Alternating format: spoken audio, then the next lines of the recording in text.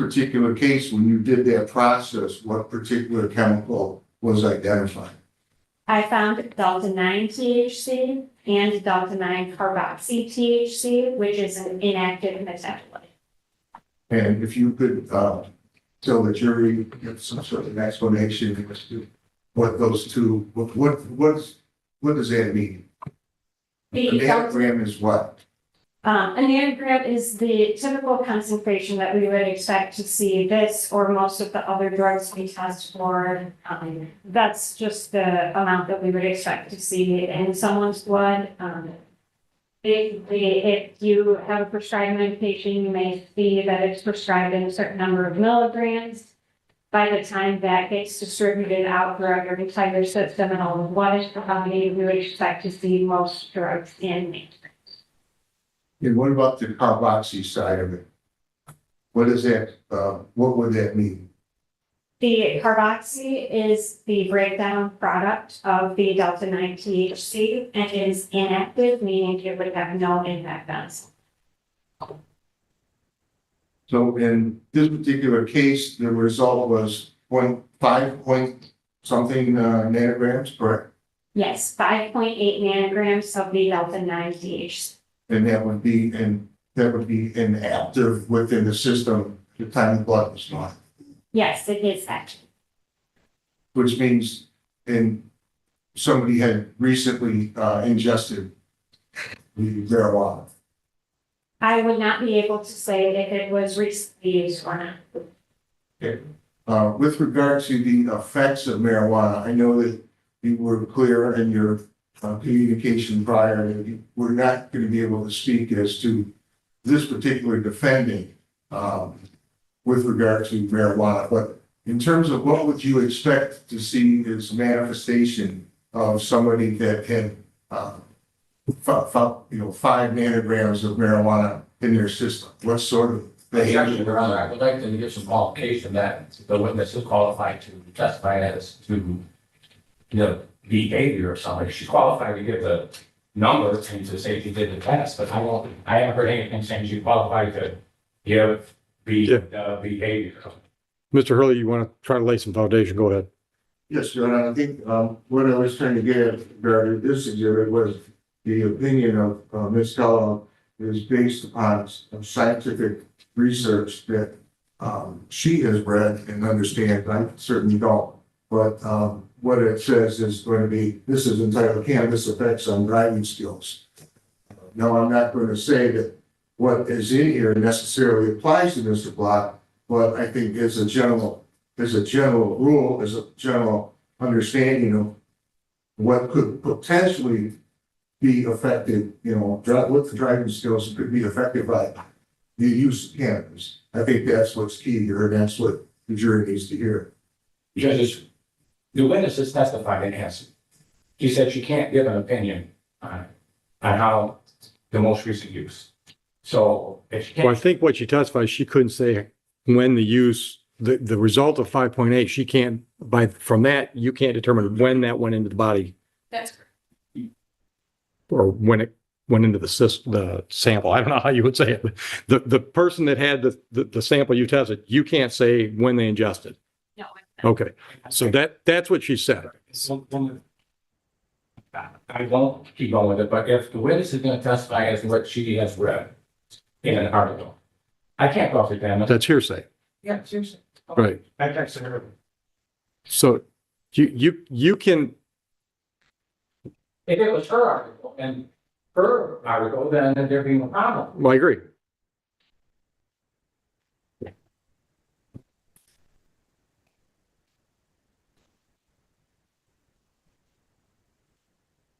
Your Honor, in her CV, it indicates that Ms. Kellogg has been trained and is an expert with regard to cannabis effects and driving skills. Well, that's why I asked you to lay some foundation, and you started talking about an article that's not coming in because it's hearsay. So if you want to ask her more questions about what qualifies her to give the opinion leading to the question you want to ask, then try to lay the foundation. I'll give Mr. Duncan a chance to follow up. Ms. Kellogg, with regard to that issue, your CV indicates that you have specialized training in you are an expert with regard to cannabis effects on driving skills? I don't believe it specifically says that I'm an expert or that it is in cannabis effects on driving skills, but I do have training and experience on the effects of various drugs on Various drugs, including cannabis. Okay, objection, she's not an expert. She just said she's not an expert. So, I mean, is she gonna give expert testimony or just lay testimony? So let's nail it down. I think what you're saying is a relevancy objection? Well, yes. I just want to know what he's going to respond to. Yes. I believe she'd have to come in as an expert and be qualified as an expert to testify the way she wants to testify. She's saying she's not an expert, right with that, I'm not an expert. So she's gonna give lay testimony as to testimony that should come in through an expert. Response. And I believe that she is an expert with regard to. Well, she just said she wasn't. With regard to, what's listed there in terms of the, well, okay. Well, let's just do it this way, because this is only a marijuana case. Are you an expert? Have you ever been qualified as an expert as to the effects of marijuana on individuals? not on a specific individual, but overall effects that it could have. Okay, I just Okay. can't say okay, expert because it's determined by. okay. Right. So you can talk about what effects it could have, but you can't specify as to this particular defendant on a particular date and time. That's correct. All right. Does that clarify? I'm not asking her to speak directly as to anything specific as to Mr. Blau. Okay. Just what the general effects would be. I guess I object for relevancy because it doesn't pertain to the defendant. It's going to be specifically stated by a witness. It doesn't pertain to the defendant, but it just may happen. And it's prejudicial testimony coming in. It says testimony as what might happen, well, but it might not affect the defendant. So I got two of them. So pick one and talk about it. Relevancy or prejudicial. Expand on with regard to the jury about what would be the possible effects of cannabis on somebody who had used cannabis. I'm not asking Ms. Kellogg to testify with regard to this specific defendant about what she did on the video or anything like that. Just in general, I think it's important for the jury to hear that. Okay, so then that gets us to the prejudicial versus probative. If it doesn't help in this case, if it doesn't apply to this defendant, how is it not more prejudicial than probative? Do you want to plant in their mind that it could make somebody under the influence? To prove the truth of the matter is certain. I'm just offering it as general knowledge that this particular witness has. Then it's not relevant. I mean, you could ask her what she knows about baking banana cream pies, and it's not relevant. Well, I think cannabis effects on driving skills is relevant to this particular case. Maybe not to this particular defendant, but in general, I think it's. But then that gets to the probative and prejudicial. You're going to plant in their mind that 5.8 could be this, but you've got nobody that can tie this to him. Well, that's what they're gonna have to make a decision. But they've got to have evidence to do that. So unless you've got some offer of proof to get us from that theoretical to that live body, it's more prejudicial than probative. I mean, if you want to have a chance to talk to her in your OIC, we'll take a break, but we got theoretical and we got live bodies. There's got to be some kind of evidential connection. I don't think it's gonna be productive to take any more time on this issue. So what you have there, your two exhibits, they're admitted, Your Honor, exhibit 1 and 2. Yeah, those have been admitted. With the relative time difference from the time the blood is drawn until from when the incident happened to the time the blood was drawn, would that have a factor in any way in terms of the result of nanograms in the body? I am not able to tell you what a potential result may have been at any other time. What I can tell you is that the peak delta 9 THC concentration typically occurs within 15 minutes of someone smoking, and it only goes down from there. It does not go back up. Thank you, Your Honor, that's all I have. Your witness. Let's go on. I said, a couple questions. So when I'm looking at that test, I see 5.8 milligrams, and you do this all the time. So what is the range? I mean, 0 will be no active in THC, correct? Correct. So what's the range going forward? What's the highest amount to be?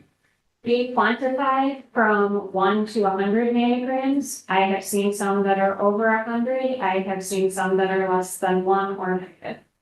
So the scale is from 0 to 100, but it could go past 100. Yes, we just would not assign a number to it past that. It would be one of this. And this number was 5.8. Yes. Nothing further.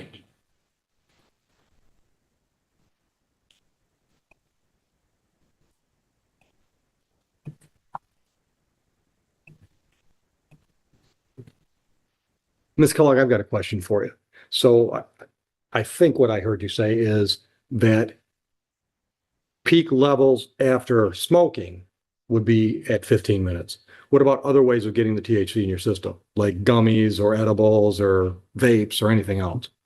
So Does it change? about the same as smoking, because that is one of the fastest way to get any drug into your system. Okay. Because it interacts directly with the blood in the lungs. Okay, But if it was eaten, it does take longer because it has to go through the digestive system. Okay. So okay, an hour and a half to 2 hours that it tends to peak. Okay. Eating that way. okay, thank you. Grandpa was right. Learn something new every day. So with regard to the range, you can have from 0 to, in this case, 5.9. Does it range higher? Could it go to 10 or 20? Yes, we report up to 100. Up to what? 100. Okay, so the spectrum is from 0 to 100, in this case, 5.9, and 5.9 is that a significant number?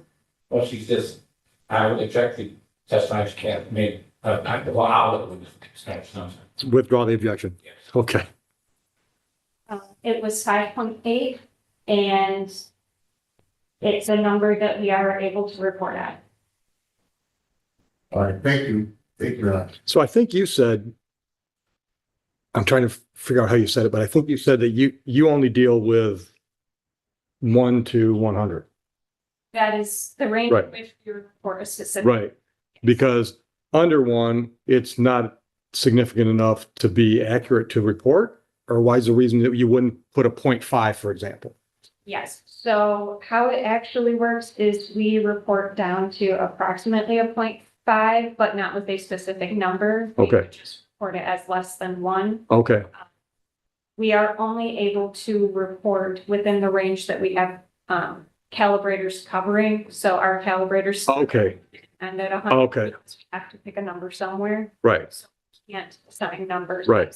all right, so theoretically, somebody could have 200 nanograms, but your instruments don't register that range, so you just know it's more that it's like my speedometer, right? My speedometer goes to 120, I may be going 150, but my speedometer says 120. Correct. And just for the record, World Wide Web, I don't go 120 or 150.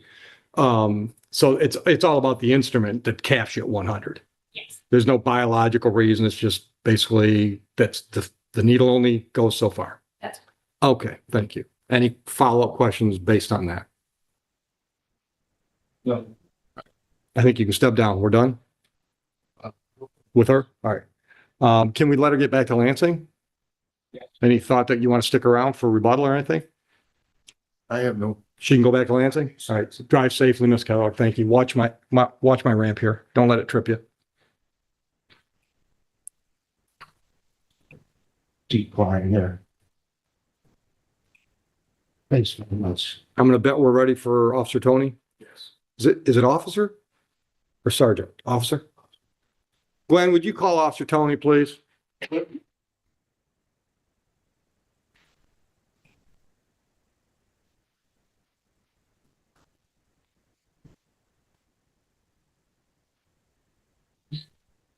Good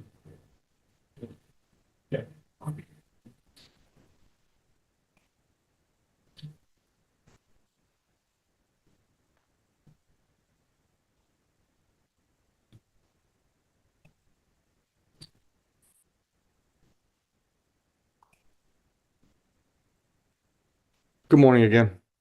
Raise your right hand. Swear affirm, tell the truth, the whole truth, nothing but the truth. Settle in. Watch your step.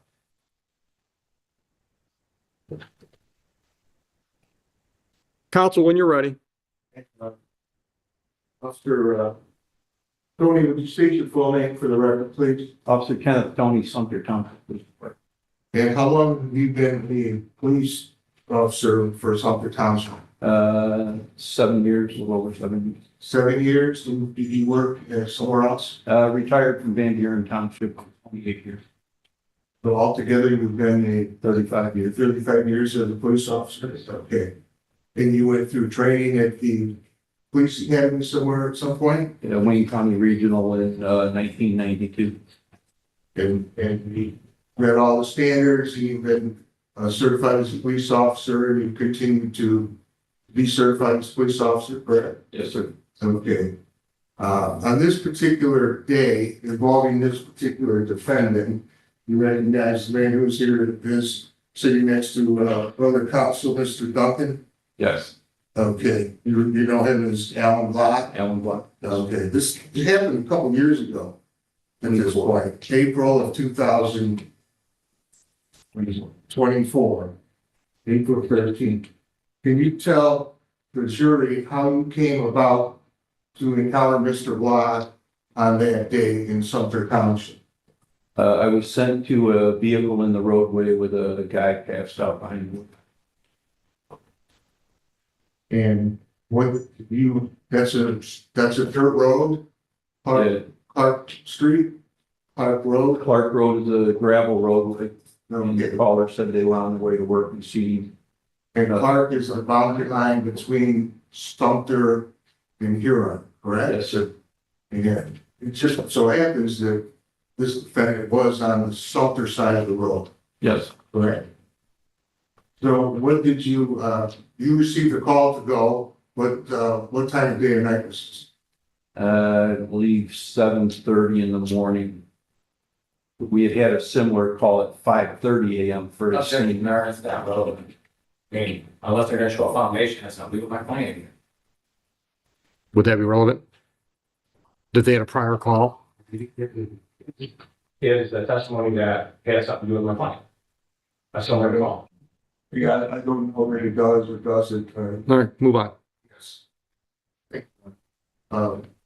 So at the time that you encountered the defendant, what did you observe? I pulled up, I've seen a vehicle matching what they gave us. And when I pulled to the side of it, I could see Mr. Block inside the driver's seat. Appeared to be passed out. The door was open, Door was open. the car that you would have given a description of was a red vehicle? Yeah, it was a red, I believe, I'm not sure how I'd have to look at the report, at least they just gave it as a red vehicle, red maroon vehicle. So that matched up with the information you had, you approached the vehicle, you found somebody behind the wheel. Can you identify that person in court? Mr. Block sitting in the defense box. Noted for the record. Okay. And what was the initial encounter? What did that consist of with Mr. Block? I walked up, he was in the driver's seat and he was obviously passed out. Morning.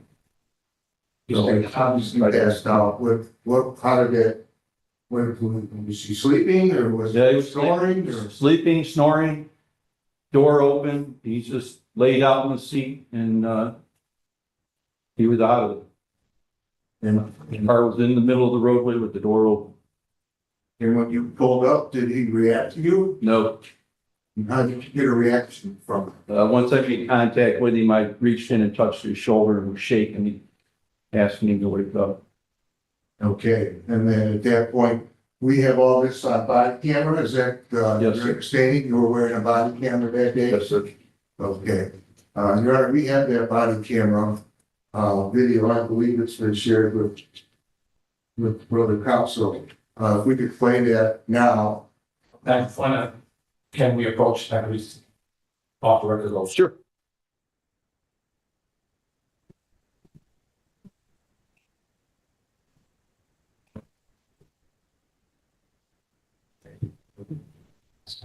Start, we've done. Like, there's people, he's done. There's just about, one time, there. But it would put for the so we like, so we just gotta start something. I do think, but. I think the, well, we have a couple of three, put the writer. But, you know, and then I think we need a couple of sometime, right, because it's almost this. We don't get all that, I don't know if it's. Yeah. Okay.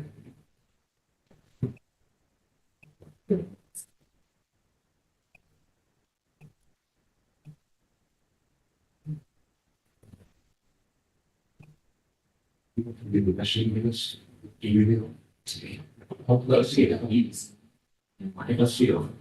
So they can do the, the screen. I want to make sure that, You make sure it's the same one you saw. yes. What is it gonna play here? I just got my, are they, Depends on him. if not, I can shut down and we can do it that way. You want to watch it on Earth before the presentation? You want to take the time out? It's up to you. I want to review it for credibility. We have any doubt that it's the same video? No, I think what the officer is suggesting that maybe we should look at it and make sure everything's split out, that's up here. Well, can't you just watch your counter? Yeah. Yeah, let's go. I don't want to take a break.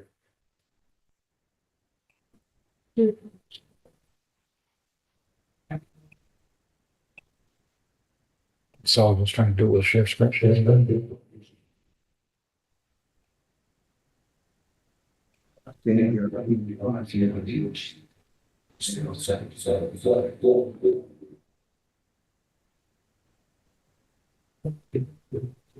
code is all to share.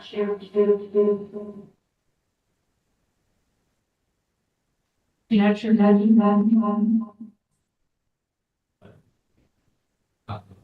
Review. Okay, I just lost you too. I just lost my. There we go.